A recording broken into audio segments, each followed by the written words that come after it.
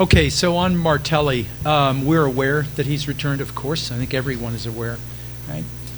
We also understand that he has come back here in order to be deposed in a trial. This is with the, of course, the assassination of President Jovenel Moïse. So he's responding to that court order to appear and to testify. Oui, nous sommes généralement informés du retour en Haïti de l'ex-président Michel Martelly. Nous sommes également informés qu'il est de retour ici pour faire une déposition par devant les juges qui l'ont convoqué. On the matter of temporary protected status, or as we call it in English, TPS, on the matter of temporary protected status, so we have a divergence here often that we hear about. The one is that there is a notice out to American citizens that cautions them about traveling to Haiti. So that's distinct and should not be understood as synonymous with TPS. American citizens, we have to, by statute, by U.S. law, we have to protect their welfare, or at least inform them, right? The situation's fine, it's not fine, it's a little fine. That's our duty by law. We don't have an option. That's our law. With regard to TPS, T means temporary. And temporary protected status for Haiti was granted after the earthquake. What's this, 16 years ago? Right, so that's pretty considerably far beyond temporary. And they are Haitian citizens.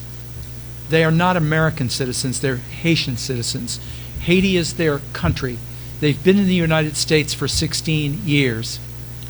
I'm a civil servant, a public servant.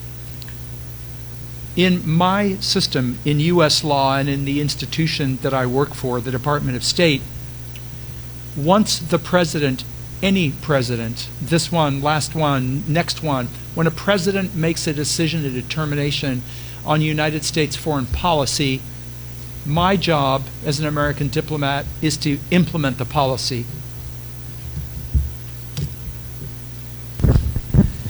Nous avons les petites divergences d'interprétation ici. La première chose, quand on notifie des personnes qu'il y a des dangers à voyager dans un pays, ou en Haïti par exemple, nous ne faisons que répondre aux obligations prévues par les lois de notre pays, qui nous demandent d'informer nos voyageurs de toutes les situations, bonnes, moyennement bonnes ou mauvaises. Mais nous ne faisons qu'obéir aux prescrits de la loi. Deuxièmement, concernant la question du TPS, le premier mot, le premier vocable de cette expression, c'est un statut temporaire. Ce n'est pas un statut définitif.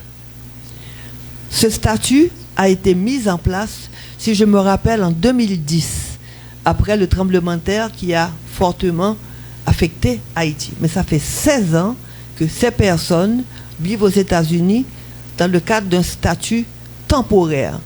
C'est bien au-delà de la plupart des avantages ou des privilèges donnés par un statut privilège.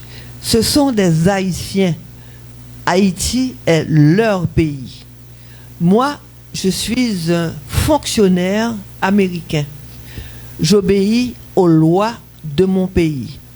Et quand un exécutif, le président d'un pays, quel qu'il soit, celui-ci, l'avant-dernier, l'avant-avant-dernier ou le prochain, prend une décision qui a force de loi, en tant que fonctionnaire, plus particulièrement, obéissant au règlement du département d'État des Américains, ça veut dire notre ministère des Affaires étrangères, nous avons l'obligation de respecter et de mettre en vigueur ces décisions prises légalement dans notre pays.